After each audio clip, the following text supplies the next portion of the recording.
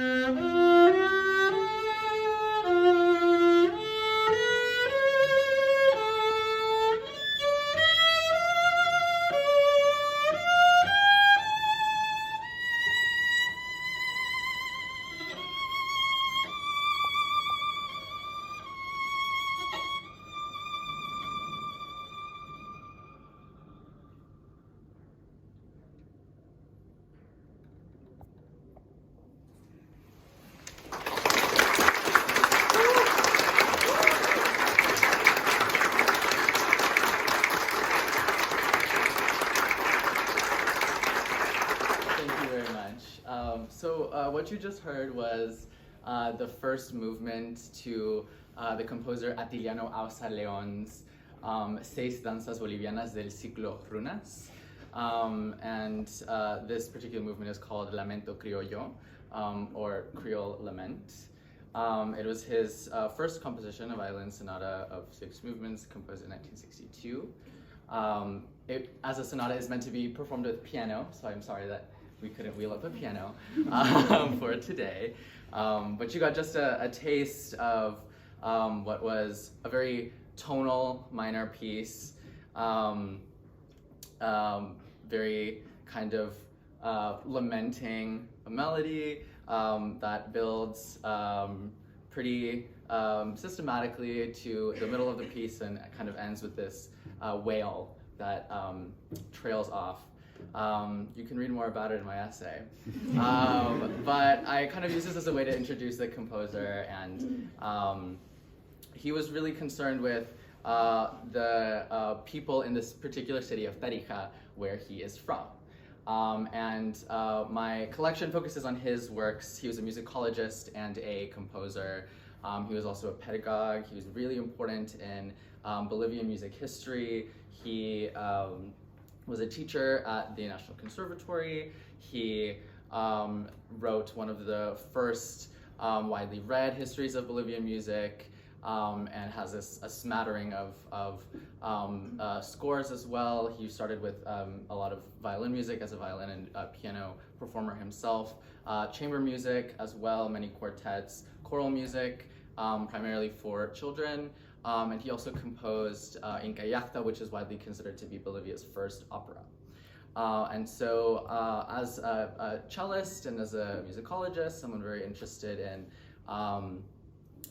the history of Western classical music in Bolivia, where my family is from, it was really important for me when I came across his text when I was visiting family at home, that I do the work to make sure that the texts that he wrote and that were performed and that actually continue to be are something that are studied and that are talked about outside of the country's borders. And so the items that I pulled out today are specifically in regards to Tarija, which is the southernmost department in Bolivia. Auza León was born in Sucre, which is another department, another city in Bolivia. But he did spend most of his life in Tarija. He still lives in Tarija. He was born on October 5th, 1924. He is still kicking it. I'll introduce some of the materials here. I don't want to talk too much so that y'all can come and see.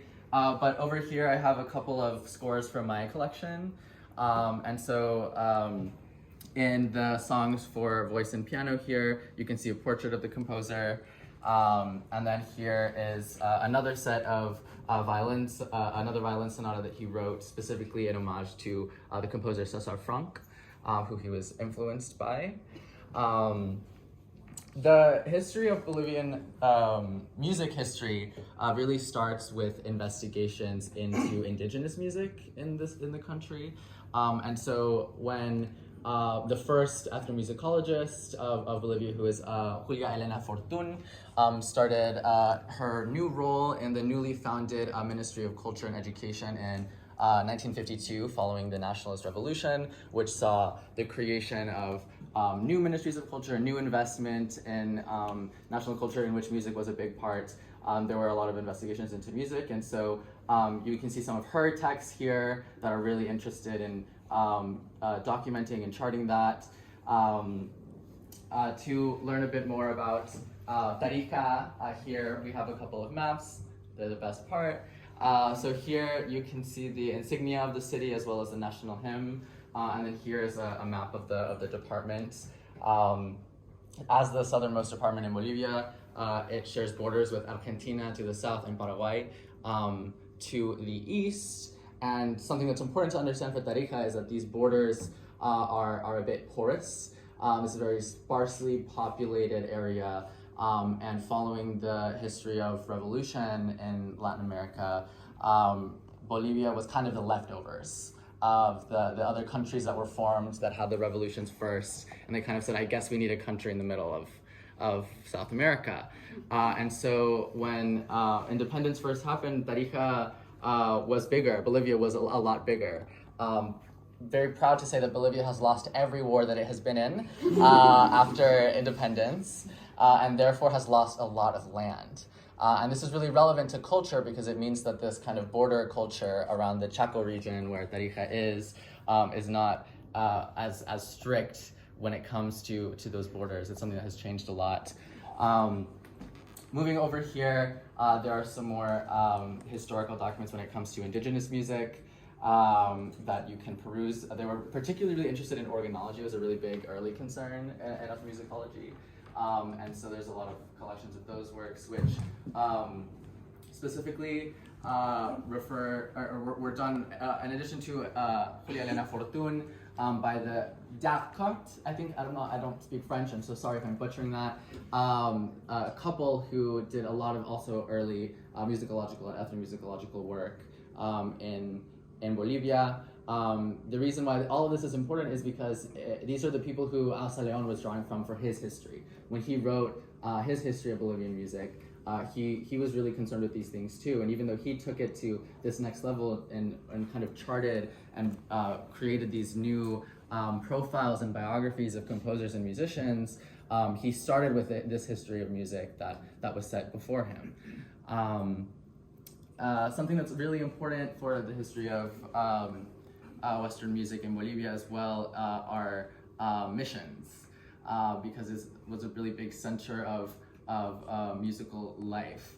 And so the Chiquitania region, which is to the east, as well as with the Chaco region, but more the Chiquitania, which is a little bit northeast of Tarija, there was a very big culture of missions that had come in and were working with the indigenous people. And so Piotr Narwat, again, so sorry to be butchering that name, was one of the pioneering individuals who was a part of this. And here you can see a lot of his texts of mission music. There was a lot of Baroque music from these missions that was recently rediscovered. Well, recently, I mean in the 20th century. For us in the room, but that's recent. And he really did a lot of work systematizing that and has been really awarded by the country as well.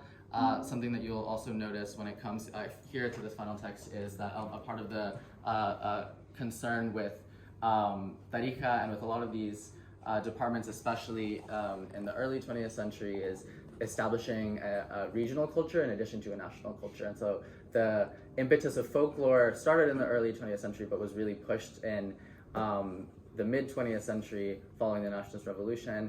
And the people from Tarija, we are called Chapacos. That's the name for people from Tarija. And so here you can see a song about Chapacos, and that's an important part of folkloric culture. But yeah, I will go ahead and stop talking there. Please feel free to chat to me more about anything. This is just the beginning, and I'm really excited to say that there is very little at the Balliol with when it comes to Tarija in particular, and I'm excited that the works that I've selected will start to broaden those holdings, including the first text by Auza León at Oxford. So yeah, thank you all very much. Really appreciate it.